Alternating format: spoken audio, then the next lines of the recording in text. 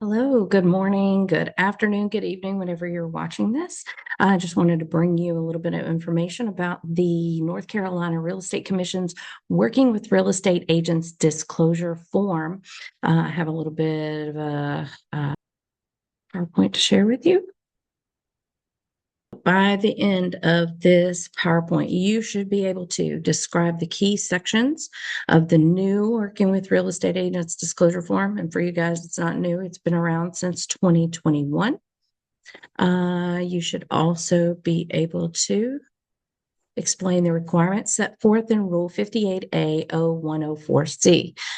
This video is specifically for anyone who is in real estate class, studying to take their exam, or for any agent who just wants to know more about working with real estate agents disclosure, because it is required. It is something that you need to have in your file. If you have a commission complaint, it's one of the first documents that they're going to ask for, and make sure that you were explaining agency to your to the person that you're working with before you signed an agency agreement. So our next thing is that you should be able to differentiate between the Working with Real Estate Agents disclosure and the questions and answers on Working with Real Estate Agents brochure. The last one will be identify when licensees are required to begin using the form. For this particular one, they mean when are you supposed to be able to work or start using the new form. But I want to make sure that you guys are able to know when you're required to use the Working with Real Estate Agents disclosure form in a transaction. So let's get started. There are two sides to this form. There's one side that's for the seller and one side that is for the buyers. And it's going to have, each side is going to have its own different sections. So at the very top, it tells you that this form applies to residential and commercial sales. There's a notes and notices section, and we are going to go over each one of these sections individually. So I'm just going to tell you what the general gist of each section is.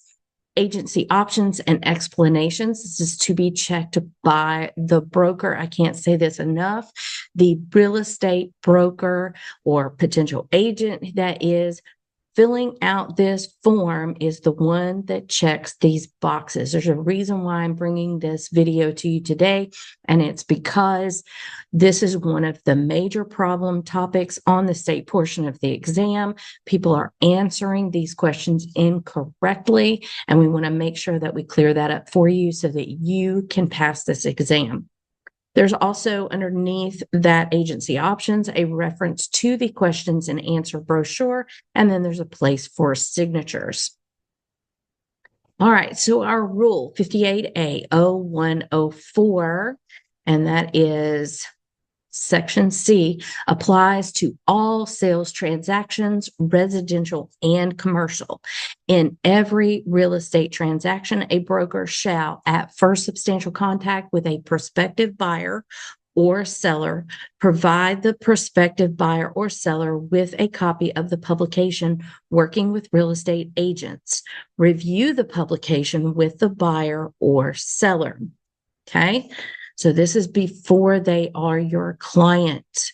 You need to have this form explained to them and try to get them to sign it before you have them sign an agency agreement. The notes and notices on the seller side, we're going to go over the seller side and then we'll go over the buyer side. Okay, so it says here, this form is not a contract. You need to make sure that you're able to tell them this is not a contract. Signing this disclosure only means that you've received it. In real estate transactions, it is important that you understand whether an agent represents you. This, me personally, I call this, you're Mirandizing them. You're telling them that they have the right to remain silent. Now, whether they have the ability or not is on them. Okay. You are trying to tell them something here. Real estate agents are required to, one, review this form with you at first substantial contact before asking for or receiving your confidential information, and to give you a copy of the form after you sign it. This is for your own protection. Once again, do not share any confidential information with a real estate agent or assume that the agent is acting on your behalf until you've entered into a written agency agreement with the agent to represent you. Otherwise, the agent can share your confidential information with others. Now, I know that you guys can read this for yourself and you can see what it says, and the people can read it for themselves. So you need to be able to know this form inside and out. You should be able to show it to them and explain what it is that they are looking at without reading it to them word for word. And you might need to practice. Find somebody, once you get your license, find an agent or another broker in your firm and practice. That's the best way to handle this. So it says, note to agent. Please pay attention to this part. This is so important. Check all relationship types below that may apply to this seller. It does not say have the consumer check the box that applies to them. It says agent. You check all relationship types below that may apply to the seller. Now, this is the part that people are having issues with on the exam, is they think it is the consumer when it is not the consumer. It is the broker, the agent, whoever is reviewing this form's responsibility to check the appropriate agency types that their firm practices. Only the type that your firm practices. How will you know what your firm practices? You should be given a policies and procedures manual when you first begin with a brokerage. If they don't have one, they're probably eventually going to need one, because it is a rule that is about to change. And the Real Estate Commission is working on making it mandatory for them to have one. So just let's keep going. Seller agency. The agent who gave you this form is the firm's agent and must enter into a written agency agreement or listing agreement with you before they begin to market your property for sale. If you sign the listing agreement, the listing firm and its agent would then represent you. The buyer would either be represented by an agent affiliated with a different real estate firm or be unrepresented. So to understand this, you need to understand agency. If you're going through class and they haven't gone over agency yet, go over this or go through this video, and then they will explain agency to you in your class. And hopefully this part will make more sense to you. I will try to have some other videos available that explain agency a little bit better, so that that this makes more sense if you did not understand it in your class. Dual agency will occur if your listing firm has a buyer client who wants to purchase your property.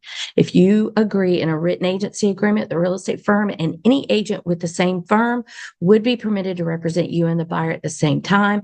A dual agent's loyalty will be divided between you and the buyer, but the firm and its agents must treat you and the buyer fairly and equally and cannot help you gain an advantage over the other party.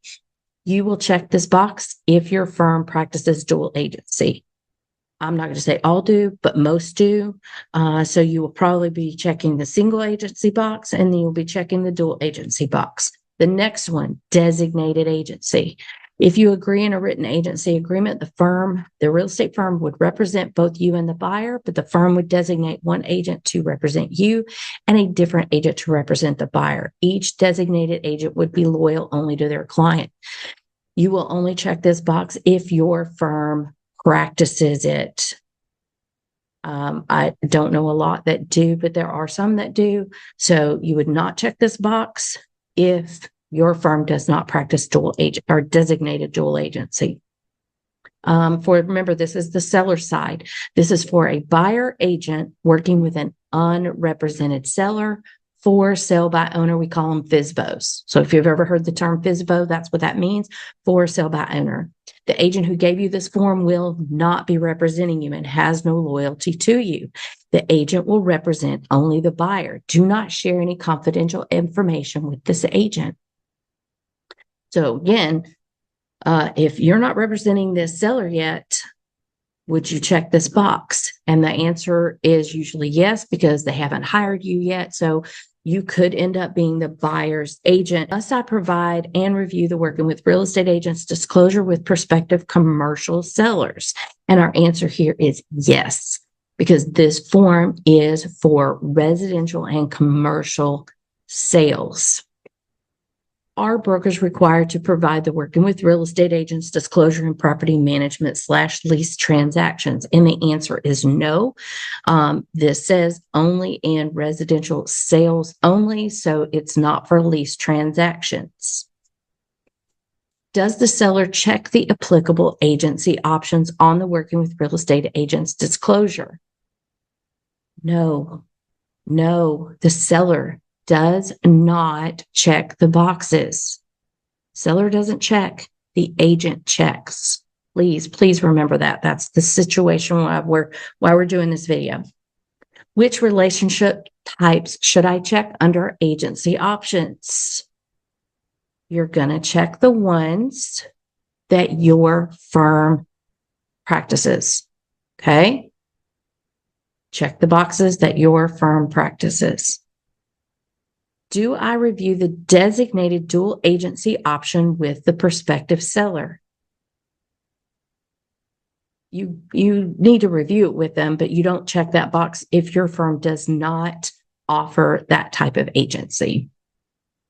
Underneath that section that tells an agent, or that the agent fills out to let that potential client know what agency types they can expect that agent to provide for them, there is a note to the seller that if they want more information on the agent's duties and services, refer to the North Carolina Real Estate Commission's questions and answers on working with real estate agents brochure. You can download a copy of this in an 8.5 by 11 format for free, or you can get some multi-folded brochures sent to you through the Real Estate Commission. I do think there is a cost on that. So there is a reference to that brochure on the form. And we'll go over it just a little bit better in the next in a little bit. Is the questions and answers brochure mandatory per the rule of 58A010C? And the answer is no, it is not required. It is highly recommended that you have it available to give to them, or just to go ahead and give them a copy of it. You could also have it attached to your email signature once you become a licensee, so that it's there for them to click on and read anytime they wish to do so. Our next section is for the seller and the agent's signature lines. We want the potential sellers to sign it. Okay, we want them to sign it. They don't have to sign it. If they don't sign it, we mark on there, refuse to sign, put the date. If you can get their names, or if you have their names, go ahead and put that on there as well, because you have to keep this form for 3 years. We'll go over that later as well. Your name goes on here, your license number goes on here, and the firm's name goes on here. And then they get a copy of it, whether they signed it or not. And they could still end up being your client and still have refused to sign this. That's okay too. All right. Is the seller entering into an agency agreement when they sign the working with real estate agents disclosure? And we know from our first slide, it says this is not a contract. You are not entering into an agency agreement. I'm just giving you some information. I'm telling you how I could represent you. It's just information. I've never had anybody not sign it. Never. What if the seller refuses to sign the working with real estate agents disclosure? Remember, again, we just put refuse to sign, date it, keep it. Okay. If you have their names, I would go ahead and put them on there because you are supposed to keep this for 3 years. And how do we know um, who signed it and who didn't, and whether you gave it to them or not, if we don't know whose form that is? Okay. Do I provide a seller with the copy of the Working with Real Estate Agents disclosure? And the answer is yes. A resounding yes. You're going to provide them with a copy. Do I need to review the for buyer's side with the seller? I'm going to give you a little hint. The favorite answer for questions like this is it depends. If they are selling a property with you, they could also want to buy a new property with you, and then you would go over the for buyer's side of the form. That simple. All right, here's the buyer's side. It looks almost identical, almost, not exactly identical to, but it's almost identical to the seller's side of the form. It applies to residential and commercial sales. There's the notes and notices. The agency options are just slightly different. The wording in the text for each one is a little different. There's still a reference to the questions and answers brochure, and there's still a place for the signatures. Okay. All right. So now they're going to ask these questions up front. So must I provide and review the Working with Real Estate Agents disclosure with prospective commercial buyers? The answer, remember, is yes, because it is for commercial and residential sales. These are exactly the same. This section on this side of the form is exactly the same as the seller's side. Here are agency options. Again, I told you there's a little bit of difference. The bottom one is unrepresented buyer instead of unrepresented seller, and the wording inside each paragraph is a little bit different. So buyer agency, if you agree, the agent who gave you this form and the agent's firm would represent you as the buyer's agent and be loyal to you. You may begin an oral agreement, but your agent must enter into a written buyer agency agreement with you before preparing a written offer to purchase or communicating an oral offer to you. The seller would be represented by an agent affiliated with a different real estate firm or be unrepresented. Okay. This follows the actual commission rule that's in place for this. If somebody has told you anything different about oral agreements, please note that this follows the rules that the commission have in place. Dual agency will occur if you purchase a property listed by the firm that represents you. If you agree, the real estate firm and any agent with the same firm company would be permitted to represent you and the seller at the same time. Dual agents' loyalty would be divided between you and the seller. The firm and its agents must treat you and the seller fairly and equally and cannot help you gain an advantage over the other party. Again, designated dual agency, you're going to check this box only if your firm practices it. Okay. If you agree, the real estate firm would represent both you and the seller, but the firm would designate one agent to represent you and a different agent to represent the seller. Each designated agent would be loyal only to their client. Any agreement between you and an agent that permits dual agency must be put in writing no later than the time you make an offer to purchase. Unrepresented buyer. The agent who gave you this form may assist you in your purchase, but will not be representing you and has no loyalty to you. The agent will represent the seller. Do not share any confidential information with this agent.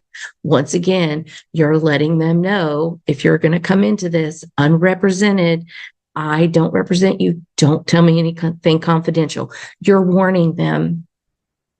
They may not have the ability to not share confidential information with you, but you've given them a warning to not do so. Okay. All right. So does the prospective buyer check the applicable agency options on the Working with Real Estate Agents disclosure? And hopefully by now you're saying no.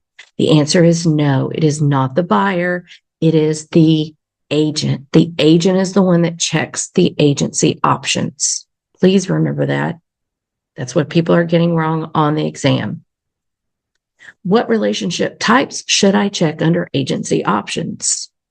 Well, you're going to check whatever your firm practices. Do I review the designated dual agency option with the prospective buyer? Only if your firm practices it.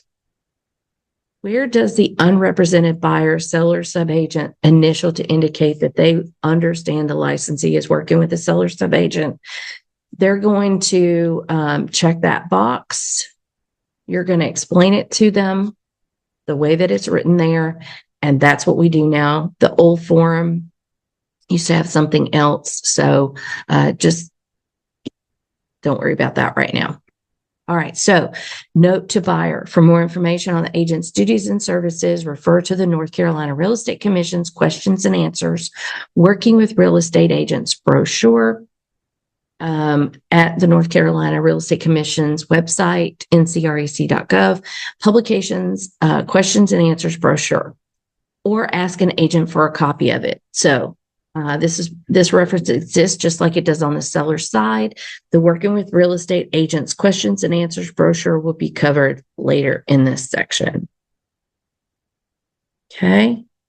Again, we want the buyers to sign it. We want them to sign it. If we can, get them to please explain to them it's not a contract. Never had anybody not sign it. But if they don't sign it, you write on it, refuse to sign. Put the date, try to get their names if you can. So we know that you tried to give it to them. You're going to get the agent's name, the agent's license number, and the firm name. You can still represent this person even if they refuse to sign this document. Is the buyer entering into an agency agreement when they sign the Working with Real Estate Agents disclosure? No. Record retention. When a transaction occurs, retain for 3 years from whichever date occurs later, whichever is the last date to occur.